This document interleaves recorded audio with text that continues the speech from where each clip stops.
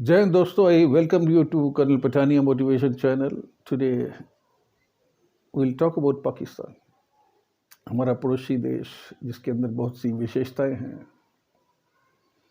और जो दुनिया में पूरा इनफेमस और नोटोरियस है, और उनकी जो सबसे बड़ी पॉलिसी है वो है terrorism, spread of terrorism in entire world, और उसी से वो पैसा कमाते हैं। इकोनॉमिकली पाकिस्तान पूरी तरह से बर्बाद हो चुका है। लोगों के पास खाने के लिए पैसे नहीं बचे हैं। ये बाकी कंट्री से पैसे लेके उधार लेके काम चलाते हैं, लेकिन आस्ते आस्ते वो भी अभी मुश्किल कर हो रहा है और लोगों ने इनको पैसे देने बंद कर दिए। हाल ही में वहाँ पे इलेक्शन कंडक्ट किए थे जो बहुत कंट्रोवर्शियल रहे हैं, और उसके अंदर इसका जो build up towards the election था वो भी काफ़ी खूबियों से भरा हुआ था।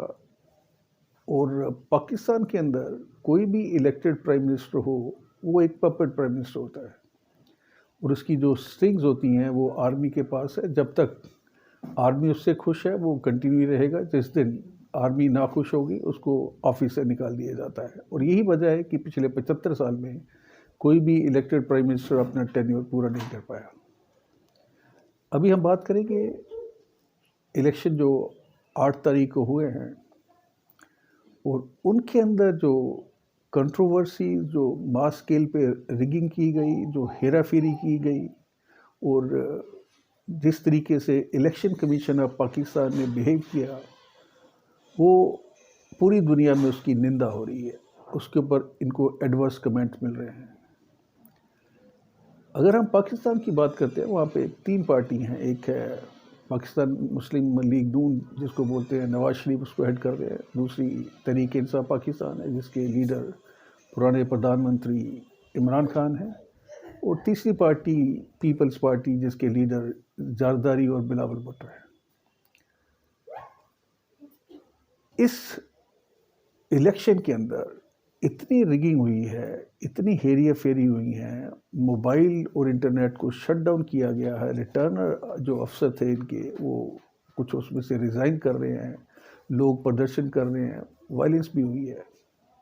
और ये कोशिश की गई थी इस इलेक्शन में कि आर्मी नवाज शरीफ को पूरी तरह से जिताए और उसके बाद उसको प्राइम मिनिस्टर बनाए।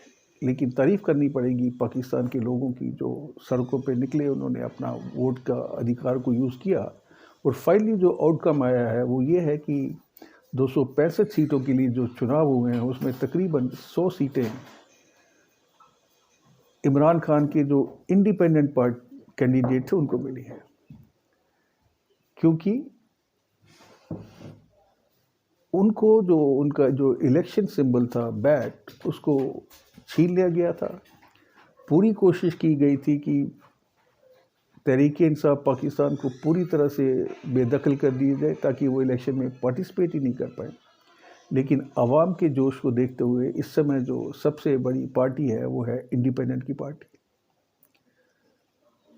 दूसरी तरफ जो नंबर 2 पार्टी इस समय तकरीबन 70 सीटों के साथ चल रही है वो है नवाज शरीफ की पार्टी, और उसके बाद बिलावल भुट्टो या जरदारी की पार्टी। उनको भी तकरीबन 53 सीट्स मिल चुकी है। अभी आर्मी जो है पूरी तरह से तैयार है कि वो किसी ना किसी तरीके से पीपल पार्टी और नवाज शरीफ की जो पार्टी है उनकी सीटों को उसके साथ कुछ इंडिपेंडेंट मिला के वो गवर्नमेंट फॉर्म करेंगे। इमरान खान अभी कितनी देर तक जेल पे रहते हैं, उनके इंडिपेंडेंट कब तक उनके साथ टिके रहते हैं, और कब उनको जो इलेक्शन सिंबल है वो वापस मिलता है, इसके बारे में अभी कुछ भी कहना मुश्किल है। लेकिन पाकिस्तान में इस समय जो सिचुएशन चल रही है उसकी जो छींटे कहीं ना कहीं भारत के ऊपर भी पड़ेंगे। There is a possibility of some kind of a civil war which takes place, because वैसे ही अगर हम देखें तो उनके बलूचिस्तान में बहुत प्रॉब्लम चल रही है, खैबर पख्तूनख्वा में बहुत प्रॉब्लम चल रही है।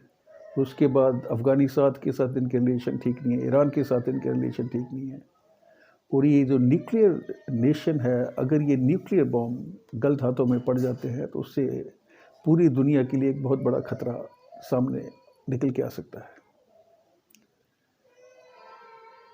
होपफुली पाकिस्तान के अंदर जो स्टेबिलिटी है वो बनी रहनी चाहिए, ये इंडिया के लिए अच्छा है। लेकिन जिस तरीके की अभी वहाँ पे हालात हैं, इसमें पॉलिटिकल स्टेबिलिटी जो है वो बुरी तरह से इफ़ेक्ट होगी, जो इनकी इकोनॉमिक स्टेबिलिटी को भी इफ़ेक्ट करेगी, इनके लॉ एंड ऑर्डर को भी इफ़ेक्ट करेगी, और कहीं ना कहीं उसका जो स्पिल ओवर है वो इंडिया में आ सकता है। उम्मीद है आपको ये वीडियो पसंद आया होगा। Please send your comments and subscribe to the channel, which is basically youth की एम्पावरमेंट के लिए हमने बनाया हुआ है। Thank you. जय हिंद। God bless.